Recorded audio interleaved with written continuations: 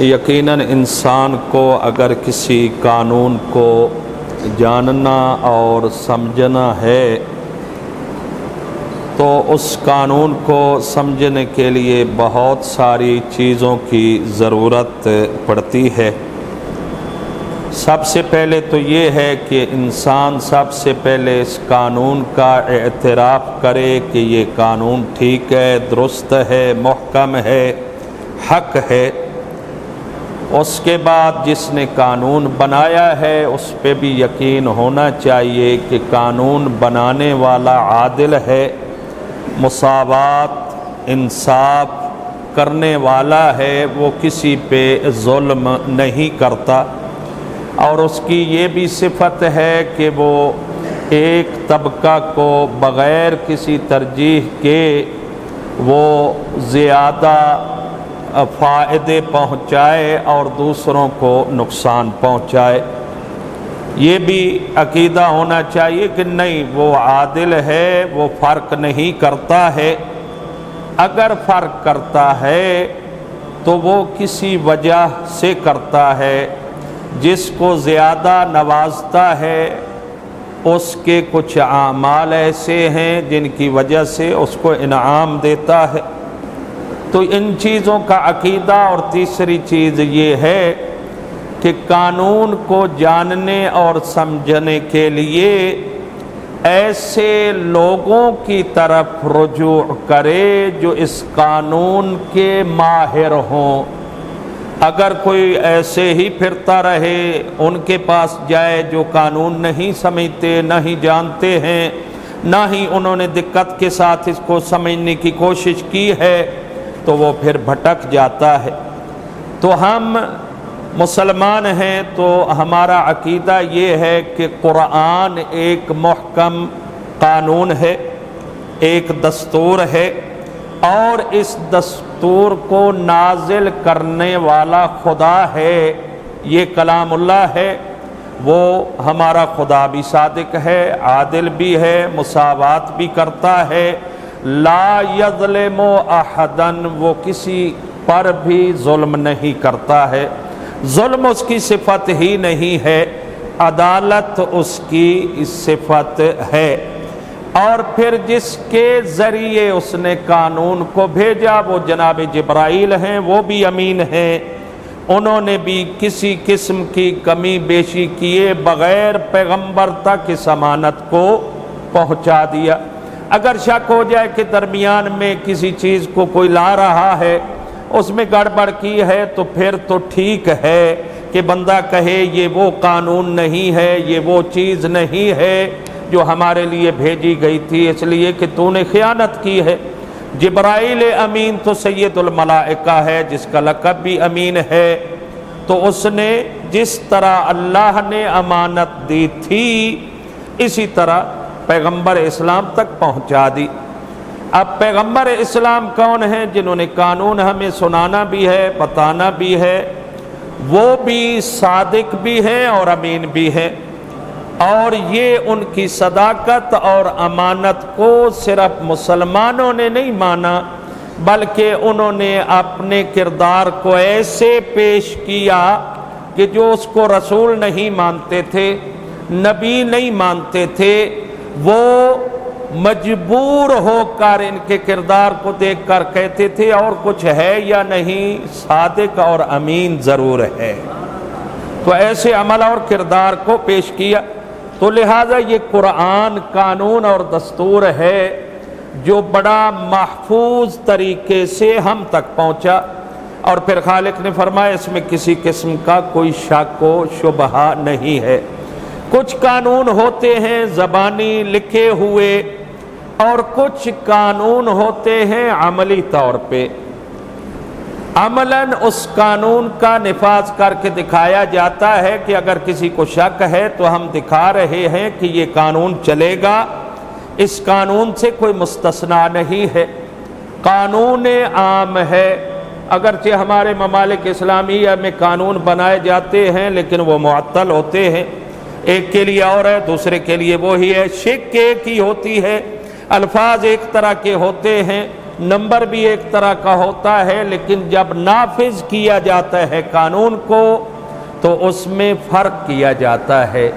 اب اللہ کا یہ قانون جو قرآن ہے، دوسرا قانون اللہ کا ہے جو عملی طور پہ اللہ نے کر کے دکھایا ہے، اور جب کر کے دکھایا ہے تو چاہے کوئی اس اللہ کو مانتا ہے یا نہیں مانتا، کلمہ پڑھتا ہے یا نہیں پڑھتا، قرآن کو مانتا ہے یا نہیں، اللہ نے آدم سے لے کر آج تک اس قانون کا ایسے نفاذ کیا ہے کہ کوئی اللہ کو مانے نہ مانے اس قانون کو ضرور مانتا ہے، اور اس قانون کا نام موت ہے۔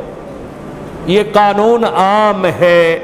آپ دیکھیں دنیا کا کوئی بندہ ہے، نبی کو مانے، اللہ کو مانے یا نہ مانے، علی علیہ السلام کو مانے یا نہ مانے، اسلام کو مانے نہ مانے، لیکن اللہ کے اس قانون کا جب بھی نام آئے گا ہر ایک سر جھکا کر کہے گا کہ موت نے سب کو آنا ہے، موت سے کوئی مستثنا نہیں ہے۔ تو یہ بھی قانون بنایا ہوا ہمارے خالق کا ہے، اور اس نے بار بار اعلان کیا ہے کہ موت میں اللہ دیتا ہوں اور زندگی بھی میں خالق ہی دیتا ہوں، یاد رکھو۔ اب کیونکہ یہ قانون عملی طور پہ ہو گیا ہے، لوگوں نے دیکھ لیا ہے، تو اس لیے اس کا کوئی انکار نہیں کر سکتا ہے۔ اور پھر خالق نے اسی کتاب میں کلو نفسن، پہلی کتابوں میں بھی اس کا ذکر ہے، توریت میں بھی ہے، انجیل میں بھی ہے، زبور میں بھی ہے، اگرچہ ان الفاظ کے ساتھ نہیں ہے، لیکن بہرحال موت کے حتمی اور ضروری ہونے پر ان کتابوں میں بھی یہ بات موجود ہے۔ اگر یہ عملی طور پہ دکھا دیا گیا ہے تو پھر اس کے اعلان کرنے کی کیا ضرورت تھی؟ اعلان اس لیے خالق نے فرمایا ہو سکتا ہے میری مخلوق میں سے کوئی غفلت کی نیند سو جائے اور وہ ادھر متوجہ نہ ہو، غلط اعمال کرتا رہے، اور جب میری بارگاہ میں پہنچے تو کہے میرا اللہ تو نے ہمیں بتایا نہیں تھا، تو اللہ نے کہا میں نے دکھا بھی دیا ہے اور بتا بھی دیا ہے، حجت کو تمام کر دیا ہے، اب اس قانون پہ عمل ہونا ہی ہونا ہے۔ تو کلو نفس ذائقۃ الموت، ہر نفس کو موت کا ذائقہ چکھنا ہے۔ اب آپ اردو دان بھی تشریف فرما ہے، پڑھا لکھا مجمع ہے، تو میں کل ہی بچوں کو درس دیتے ہوئے کہہ رہا تھا کل کا معنی ہے کہ ہر فرد کو یہ قانون شامل ہے، کوئی اس سے مستثنا نہیں ہے۔ نفس سے مراد یہاں پہ جو جسم اور روح سے مرکب ہوتا ہے اس کو نفس کہا جاتا ہے، اس لیے کہ اگر جسم کے بغیر آپ کسی چیز کو دیکھتے ہیں تو آپ اچھی چیز ہے تو لذت محسوس کرتے ہیں، دل خوش ہو جاتا ہے، ذہن فریش ہو جاتا ہے، لیکن اگر جسم کے ساتھ کسی چیز کو آپ حاصل کر کے اس سے لذت محسوس کرتے ہیں تو وہ اور لذت ہوتی ہے۔ اس لذت ایک آنکھ کی لذت ہے جو دیکھتے ہیں، ایک جسم کی لذت ہے۔ تو نفس جو مرکب ہوتا ہے روح اور جسم، دو چیزوں کے نام کو نفس کہا جاتا ہے۔ بعض علماء نے نفس سے مراد صرف روح لی ہے جو مجرد اور خالی ہوتی ہے جسم سے۔ اب دیکھنا یہ ہے کہ آیا روح کو بھی موت آتی ہے؟ تو کوئی بھی نہیں کہتا ہے کہ روح کو موت آئے گی، بلکہ کہا جاتا ہے کہ ہر انسان کو موت آئے گی اور اس کی روح اس کے جسم سے نکل جائے گی۔ تو اس کا مطلب ہے روح کو موت نہیں آتی ہے، تو ماننا پڑے گا کہ جسم اور روح سے جو نفس مرکب ہے اس کو موت آتی ہے۔ یہ بات ہو گئی۔ اب بات یہ ہے کہ ذائقۃ الموت، شاہ صاحب قبلہ، ہر نفس کو موت کا ذائقہ چکھنا ہے۔ آپ دو لفظ استعمال کر رہے ہیں، ایک تو ذائقہ کر رہے ہیں اور دوسرا چکھنا کر رہے ہیں۔ ذائقہ کا معنی ہی چکھنا ہے۔ آپ کا جب خطیب مفسر کوئی بھی یہ لفظ استعمال کرتا ہے تو یہی کہتا ہے کہ موت کا ذائقہ چکھنا ہے، جبکہ ترجمہ اس کا یہ بنتا ہے کہ ہر ذی روح نے موت کو چکھنا ہے۔ اب چکھنے میں فرق ہے، ایک چیز ایک آدمی چکھتا ہے وہ اس سے مزہ لیتا ہے، دوسرا چکھتا ہے اس کو اور ذائقہ اور اس کی کڑواہٹ یا مٹھاس محسوس ہوتی ہے۔ تو اب موت میں بھی فرق ہے، ایک مومن کی موت ہے اور ایک غیر مومن کی موت ہے۔ تو جو مومن کی موت ہے وہ میٹھی موت ہے اور مومن مطمئن ہو کر مرتا ہے۔ موت پریشانی کا نام نہیں اس کے لیے ہوتی، بلکہ کیا ہوتا ہے، جیسے معصوم نے فرمایا الانتقال من المکان الی مکان آخر۔ مومن کی موت یہ ہے کہ وہ ایک جگہ سے دوسری جگہ منتقل ہو جاتا ہے اور اس کو بڑے اچھے انداز سے منتقل کیا جاتا ہے، اور پھر اگر سچا مومن ہے تو وہاں بھی پریشانی اس کے لیے نہیں ہوتی، کیونکہ وہ جن اہل بیت کی محبت اپنے دل میں رکھتا تھا وہ اس کی مدد کے لیے پہنچ جاتے ہیں، اس کو فراموش نہیں کرتے۔ ایک صلوات پڑھیے بلند آواز سے۔ اب یہاں تک آیت مبارکہ کو کل نفس ذائقۃ الموت تک پڑھ دیا جاتا ہے، آگے اکثر طور پہ نہیں پڑھا جاتا۔ اسی آیت کا اگلا حصہ ہے وَإِنَّمَا تُوَفَّوْنَ أُجُورَكُمْ۔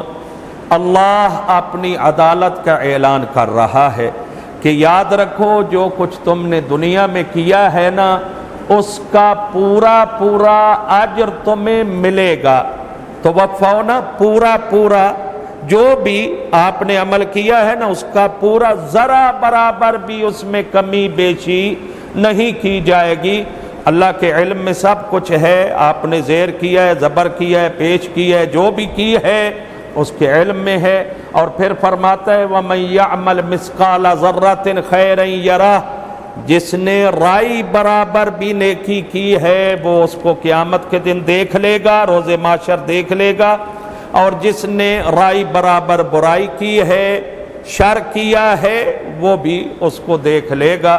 تو اللہ نے نہ کوئی کیمرے لگائے ہوئے ہیں، نہ کوئی ویڈیو بن رہی ہے، بس وہ خالق جانتا ہے، نہ اس کو جاسوسوں کی ضرورت۔ ہاں کچھ جاسوس ہیں وہ اس لیے رکھے گئے ہیں کہ ہو سکتا ہے میرا بندہ قیامت کے دن انکار کر دے، میرا اللہ میں نہیں مانتا ہوں، میں نے یہ نہیں کیا ہے، تو خالق فرمائے گواہوں سے اب گواہی دو۔ تو وہی جاسوس جو اس کے ساتھ رہتے تھے، جن کی وہ حفاظت کیا کرتا تھا، وہ جاسوس کون ہے؟ آنکھیں ہیں۔ جاسوس کون ہے؟ کان ہے۔ وہ جاسوس کون ہے؟ دماغ ہے، اس کے پاؤں ہیں، اس کے ہاتھ ہیں۔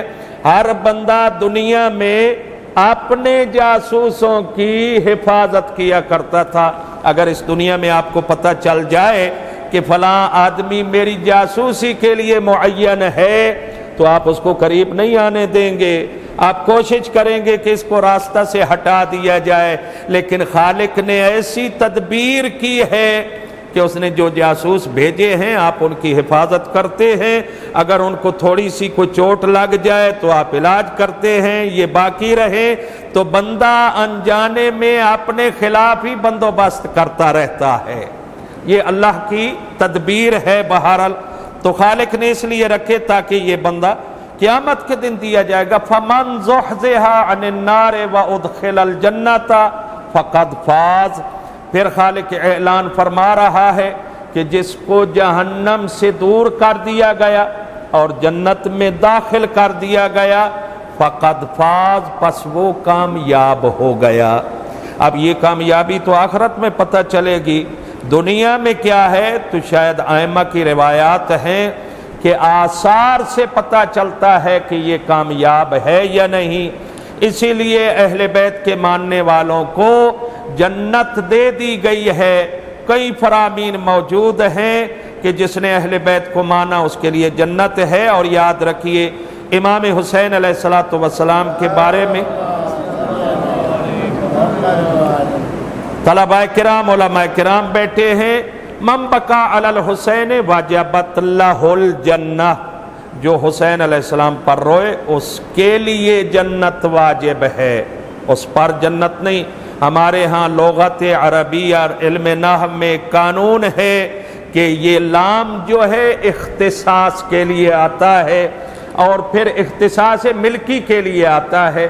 جب آپ کہتے ہیں المال لزید، مال زید کے لیے ہے، یعنی یہ مال خاص ہے زید کے لیے اور زید ہی اس کا مالک ہے، کوئی اور نہیں ہے، تو اس کا مطلب یہ ہے کہ لہ الجنہ یہ لفظ استعمال کر کے پیغمبر نے بتا دیا کہ حسین کے محب جنت کے مالک ہوں گے۔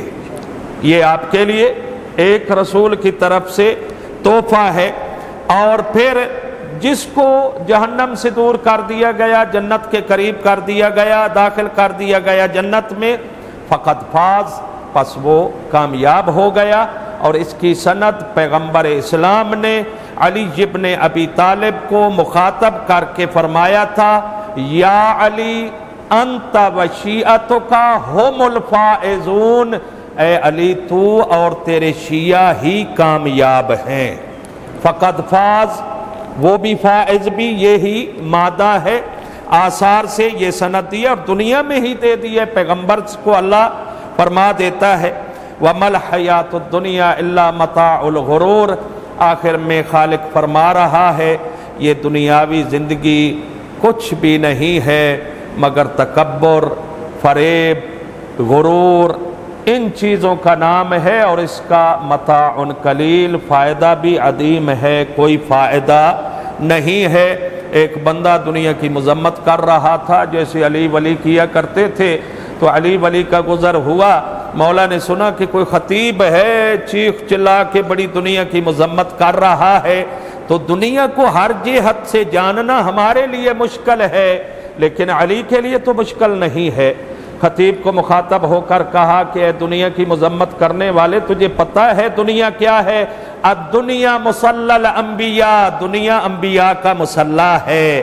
الدنیا مصلی الاولیاء والصالحین، یہ دنیا اولیاء اور صالحین کی نماز گاہ کا نام ہے، عبادت گاہ کا نام ہے۔